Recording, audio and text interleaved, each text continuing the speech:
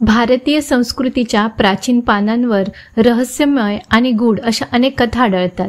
या कथांमध्ये कल्पनाशक्ती, जीवनाचे तत्वज्ञान, नैतिक शिकवण तसेच अद्भुत घटनांचा संगम दिसतो.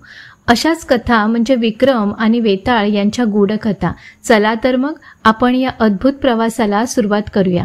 तत्पूर्वी अशा प्रकारच्या कथा ऐकण्यासाठी आमच्या चॅनलला साहित्य सहल एक अनोखा प्रवास या यूट्यूब चॅनलला सबस्क्राईब करा. आवडल्या. राजा विक्रमादित्य. राजा विक्रमादित्यांचे नाव कोणाला ठाऊक नाही. धैर्य, पराक्रम, न्यायप्रियता आणि धर्मनिष्ठा यांचा मिलाप असलेला हा राजाधिराज आपल्या पराक्रमामुळे इतिहासाच्या पानावर अजरामर झाला. त्याच्या अद्भुत आयुष्याशी जोडलेल्या या कथा शतकानुशतके लोकांच्या मनात आजही जिवंत आहेत बरं का. एका रात्री अंधाराच्या गर्भात स्मशानभूमीच्या सावल्यांमध्ये विक्रमादित्य पावले टाकत होता. वारा झाडांच्या फांद्यांमध्ये जणू हुंकार देत होता. कावळ्याचा कर्कश आवाज वातावरणाला अधिक भयावह बनवत होता. पण विक्रमादित्यांच्या चेहऱ्यावर ना भीती ना संकोच, फक्त आणि फक्त होती कर्तव्यपूर्तीची ठाम इच्छा. कारण त्यानं दिलं होतं एक वचन.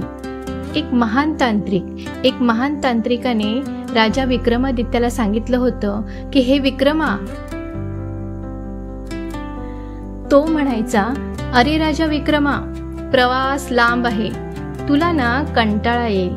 चल मी तुला एक कथा सांगतो, म्हणजे तुला कंटाळा येणार नाही आणि प्रवास कसा झाला तेही तुला समजणार नाही. शेवटी माझं काही नाही हा, मी मस्त तुझ्या पाठीवर बसलोय, पण तुला माझं ओझं घेऊन चालायचं आहे.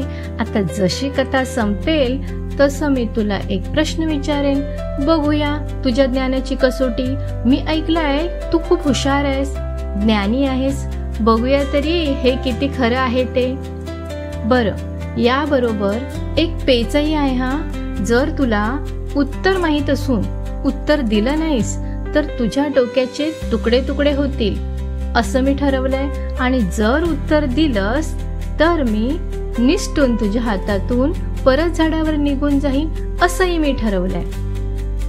अशा या विचित्र अटींनी सुरू झाला होता कथा आणि कोड्यांचा अखंड प्रवास. या कथा म्हणजे फक्त मनोरंजन नव्हत्या, त्या होत्या आयुष्याच्या सत्याचे प्रतिबिंब.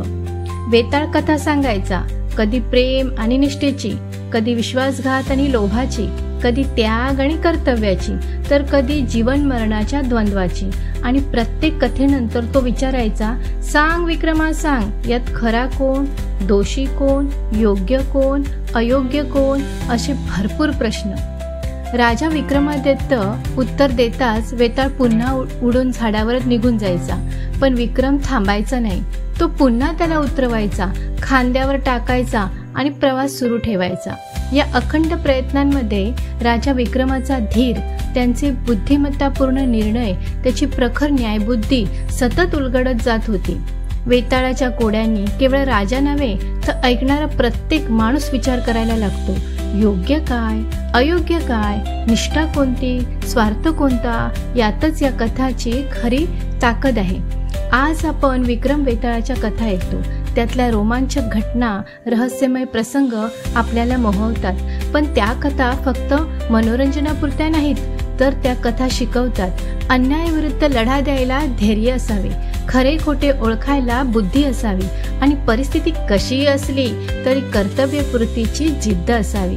शतकानुशतके या कथा सांगितल्या गेल्या, कधी आजी आजोबांच्या तोंडी तर कधी लोककथांच्या संग्रहात. या कथांची मुळे भारताच्या प्राचीन संस्कृतीत खोलवर रोवलेली आहेत. विक्रम म्हणजे धैर्याचे प्रतीक, तर वेताळ म्हणजे प्रश्न विचारणाऱ्या धैर्य आणि निष्ठेचा कस. तर चला उघडूया गूढ कथांचे पान, उघडूया या रहस्यांचा पट आणि ऐकूया त्या रोमांचकारी गप्पा विक्रम आणि वेताळ यांच्या. धन्यवाद.